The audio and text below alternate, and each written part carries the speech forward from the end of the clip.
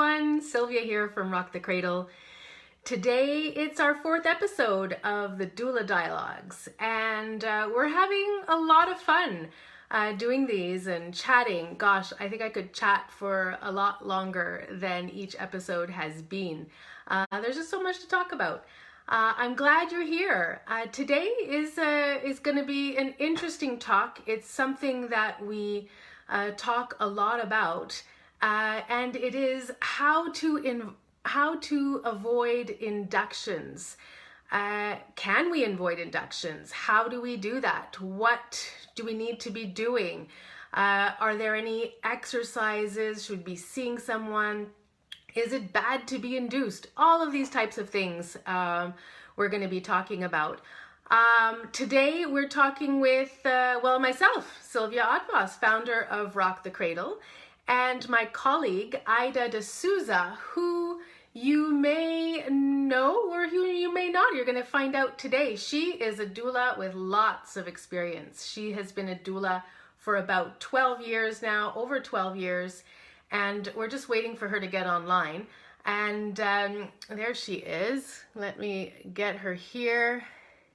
Over 200 births. She has 4 children. She's been herself, so that is going to be interesting. Ayda. Hi. We made it.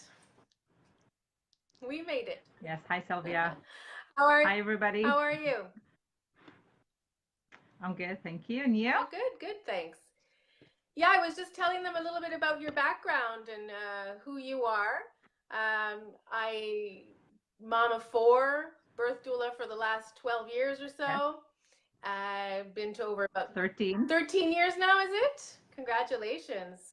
Ayda, you might want to move over just a little bit. Yeah. Okay. Yeah, I might want to move over. That'll be better. Yeah, Better. that we can see you better that way.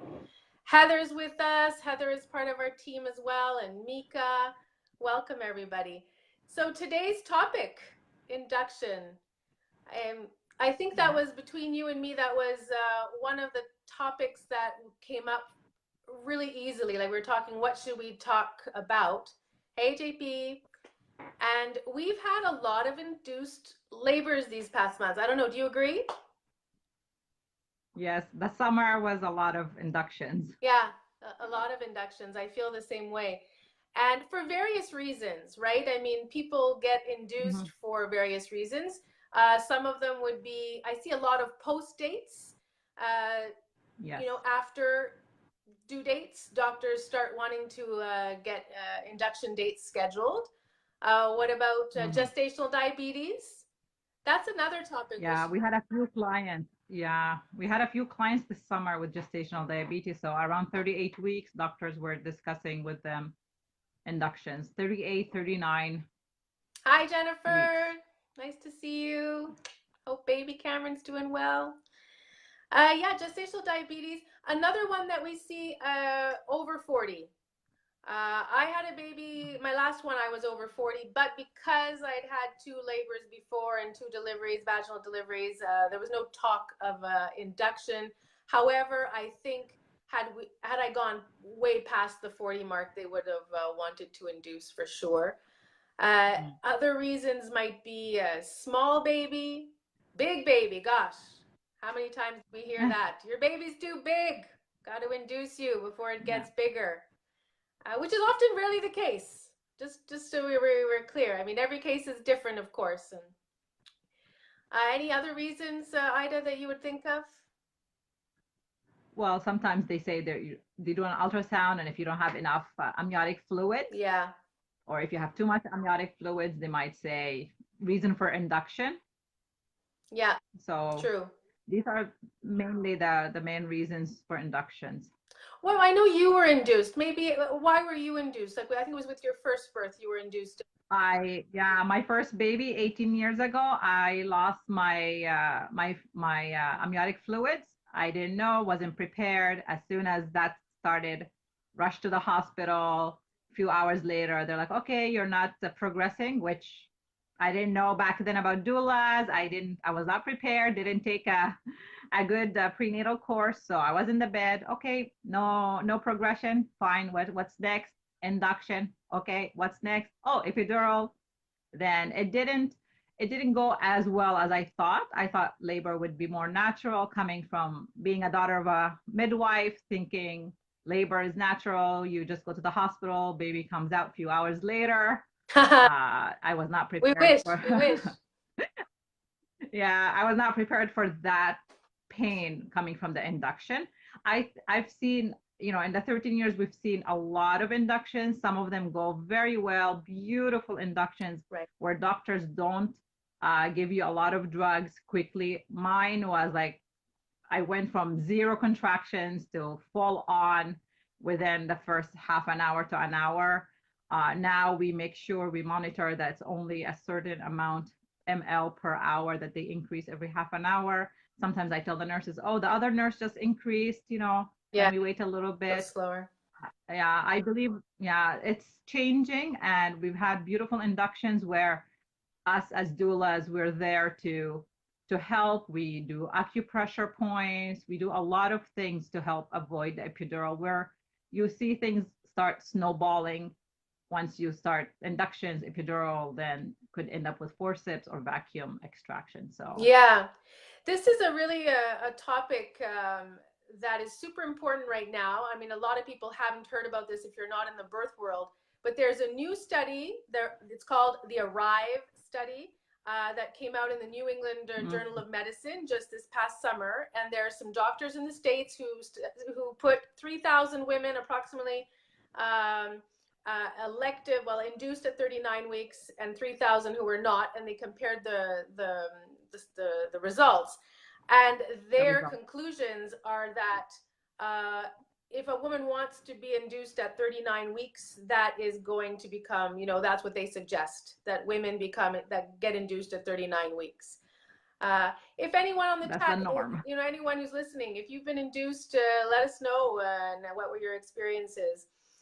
Yeah, and in the birth world, this is just in the doula world, in the midwifery world, this is just kind of exploded, and it's something that we don't want to see, these increased inductions, because I think on the front lines, we see that it can be a harder labor, a more difficult labor, like you said. Definitely. It goes to, it can, that snowball of interventions, it can start that ball rolling, Yeah. unfortunately.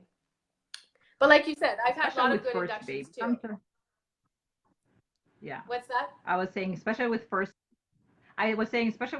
baby, sometimes with second babies, if it's an induction, it goes a little bit quicker. With first, Yes. we've seen the average labor goes a lot longer. Pain is different. We cannot manage pain Right. as natural versus induction. So all of that should be taken. And that's the next point in our conversation, is how to avoid induction. Sometimes we can, sometimes we have no choice. Either doctors would play the fear factor on women, or past the due date, a week and 3 days past, we have no choice but to be induced. So let's dive Yeah, that's into an how can we important one. avoid them. Yeah, and I think Yeah. you brought up an important point, is that here in Quebec anyway, we have until 41 weeks 3 days, so that's 10 days after your due date. And I think for me, avoiding induction is really taking all of that time, and even negotiating more. I keep asking my clients, negotiate more time, and sometimes you see that they go to the hospital for their induction, and they're, oh, sorry, we're too busy, go back Yeah. home. And then they're upset about it. And I'm like, no, no, no, no. If they're giving you more time, it just shows how, emergency, Okay. how dangerous this is. So if they tell you to go back home, you go back home, right? Or stay Yeah. home if you called Yeah. in. What do you tell your clients? Like other, I don't know, the urban legends or grandmother's tales about what have you seen that works?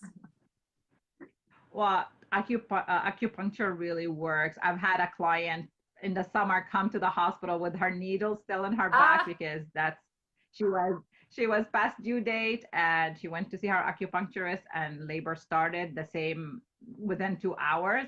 Actually, I have a client, I'm on call now, and she just went to see the acupuncturist. She's not late, but she wanted labor to start. It's a VBAC. Acupressure points, you can ask you can go see an osteopath, acupuncturist. there's also remedies that you can do at home, a lot of walking. Some studies have shown that Middle Eastern women, they eat a lot of dates about 2 weeks before labor, the onset of labor, which helps to reduce the time of labor and make labor a bit easier. We can try it. I mean, it doesn't hurt to try. No. Definitely nipple stimulation, either nipple stimulation either with your partner or using a breast pump doesn't hurt. Walking. I mean, what else can you add, Sylvia? These are what I've seen work. Yeah, I did you mention the red raspberry leaf tea, the red raspberry leaf No, tea. I didn't. Yeah, that's true. Hello, Natalie and Trista. Nice to see you. Mwah. It's been so long. Some of the clients are coming to see us from years ago. It's so nice. It's so nice. Pineapple. Did you mention pineapple? I read something about pineapple where you would have to eat about 7 pineapples to get labor going. Okay, that's a lot of. It's a lot of pineapple. Maybe some pineapple every day. I do have heard about the dates. I'm a big fan of getting clients to walk. Like the last month of your pregnancy, walk. You know, it just brings baby down. It gets everything moving. It just can stimulate being active, not just sitting on the couch. And I know we're really uncomfortable by the end of labor there. The weight. Yeah. What else I wrote here? Yeah, and negotiating more time or saying no. With your doctor. I think we do have the right as patients to say no or to question. I think a lot of our work we do is about questioning the doctors. Yes. And that just doesn't even go for birth anymore. I mean, that's if it's anything to do with your body and your baby, of course, and your children later on, we need to be questioning what they want to be doing to us, what kind of interventions, what does that induction actually mean, you know? Not just saying yes right away because the doctor said so. I think that's so important. Allô, Patrick. Tellement contente de te voir. Homeopathy. Mika writes homeopathy. Definitely. Yes. I have a little kit that I bring, and homeopathy are plant-based remedies, all natural that can help move things along. Yvonne, one of our colleagues, uses aromatherapy, essential oils. You use essential oils, Ayda, in your birth, don't you? I do. There's cinnamon, orange, all the hot oils. Even eating spicy food. Sometimes I've heard from midwives saying spicy food, cinnamon tea, ginger. All of these things could help. Honestly, it doesn't hurt to try a variety of things and try. And like you said, negotiate with your doctor. I've had a client last year who was going for a VBAC. She waited the 41 and 3 days. The doctor was like pressuring her. She said, I'm not showing up. And then a day later, so 41 and 4 days, baby decided to come. So yeah, it's always, we have the power to negotiate. We have the power.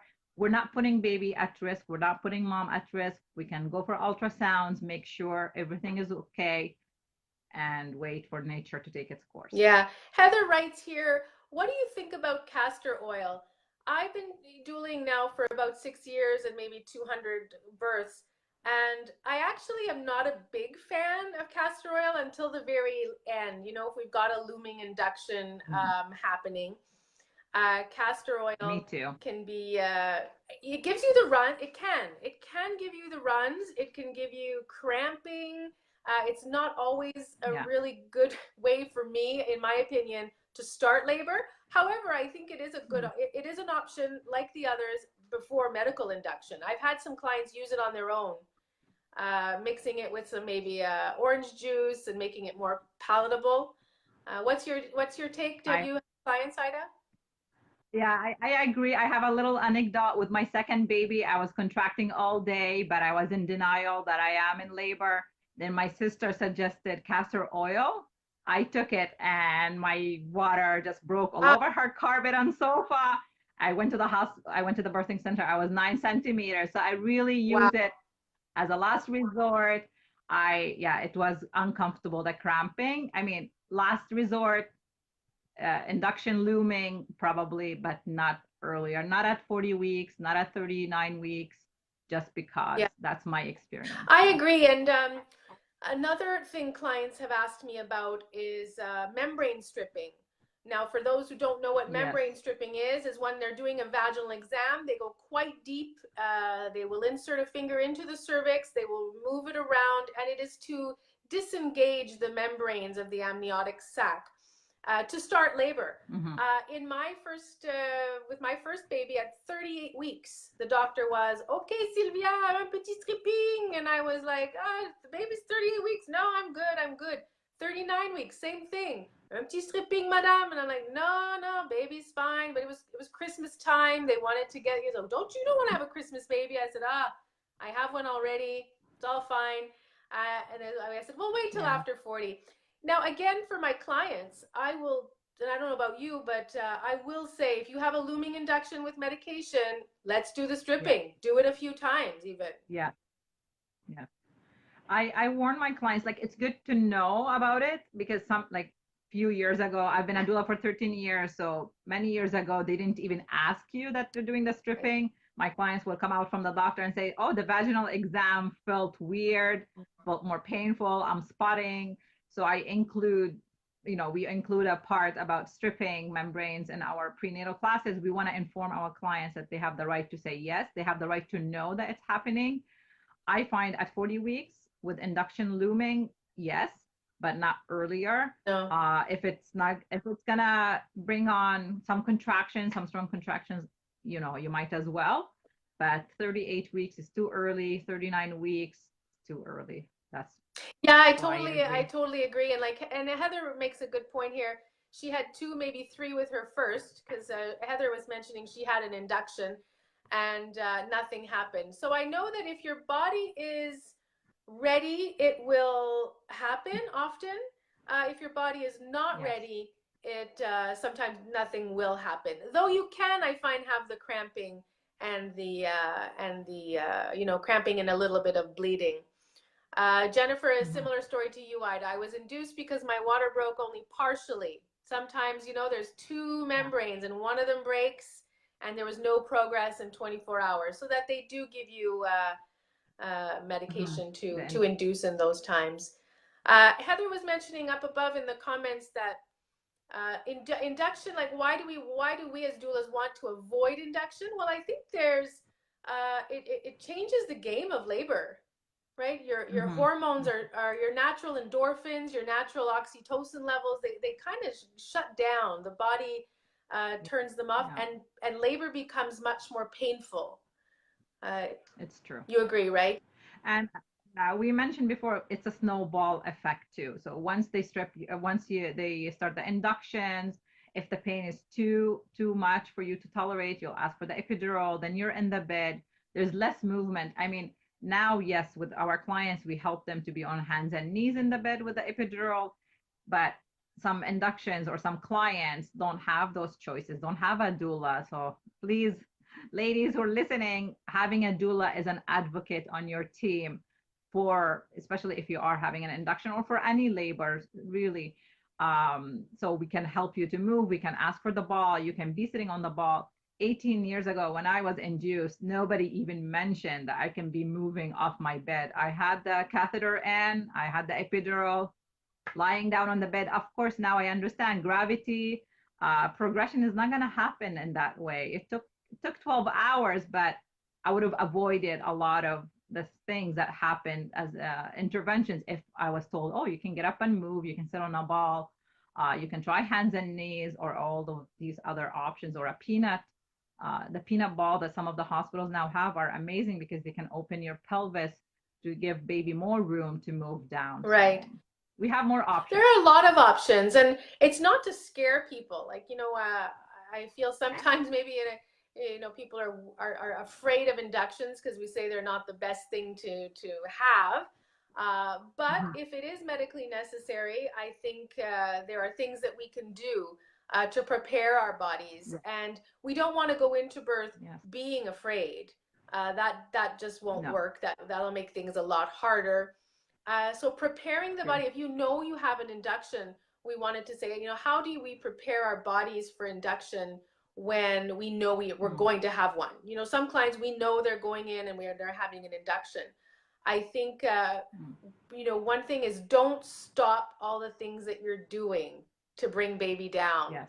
Right? Some people will like, oh, well, I'm just having the induction anyway, so I'm going to stop doing my daily walk, or I'm going to stop, you know, exercising, stop with the red raspberry leaf tea. And but we urge you to continue those things, because you might go into labor ahead of time early just on your own, which would be great. We've had many clients go into labor the night before their inductions, or the morning of, sometimes I would say even acupuncture the morning, if you can go the night before or the day before you are induced, and ask them to help do the points where you soften the cervix.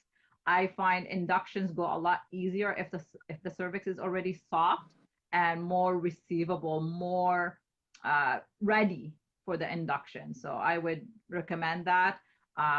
Intercourse helps, because that's, you know, some of the inductions, sometimes they put the progesterone cream for you, to gel for you to start to soften the cervix. So why not have it naturally at home if possible the day before? Walking, doing stairs, all of these things would make labor or the induction go a little bit easier. So don't stop whatever you're trying to do. Continue up to the last minute. Yeah, and on the not everyone's into sex when they're you know, the day before their induction. But what it does is it relaxes your body, you know, as much as possible. Of course, you know, some of these things you'll resonate with, and others people won't. You know, sometimes the look on their face, what? Sex? Nipple stimulation? You know, no.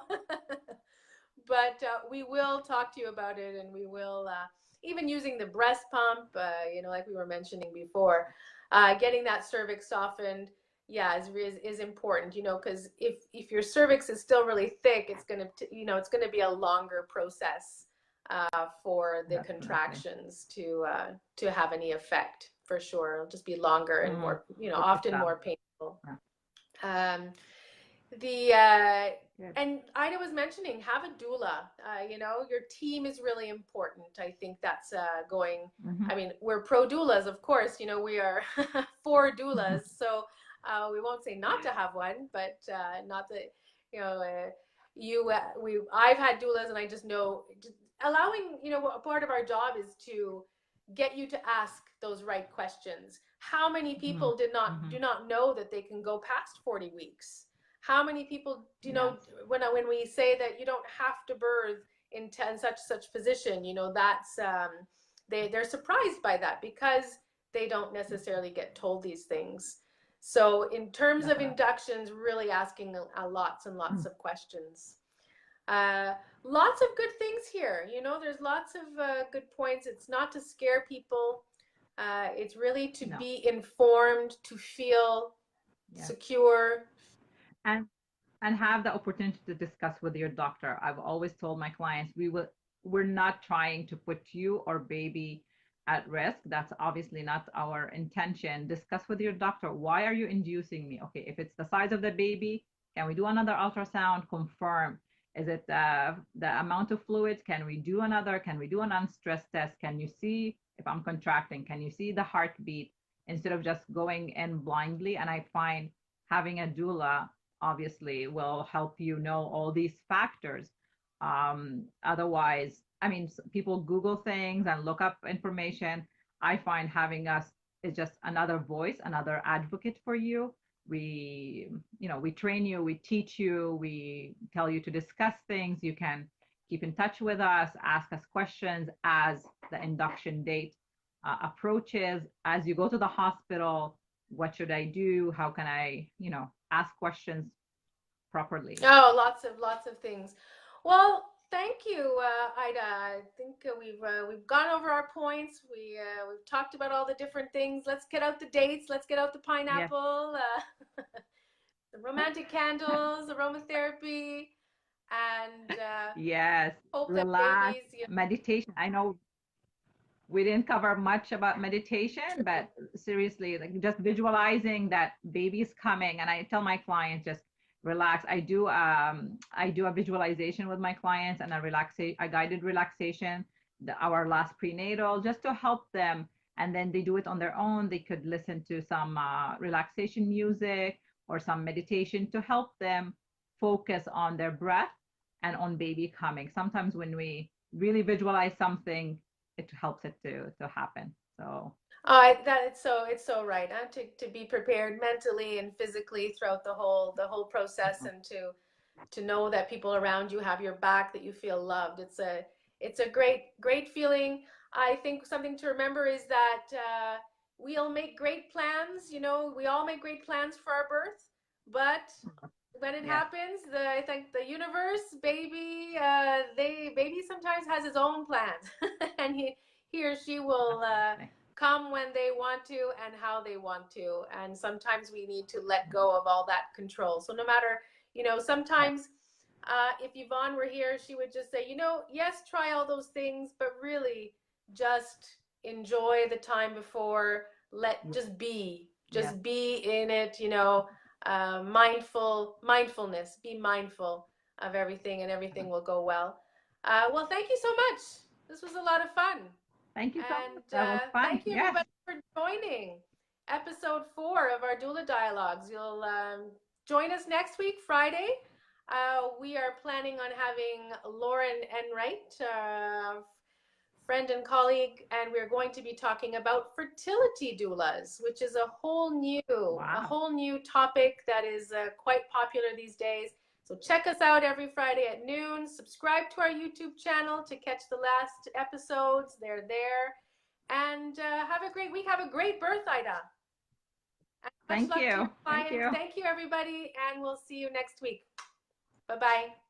Bye.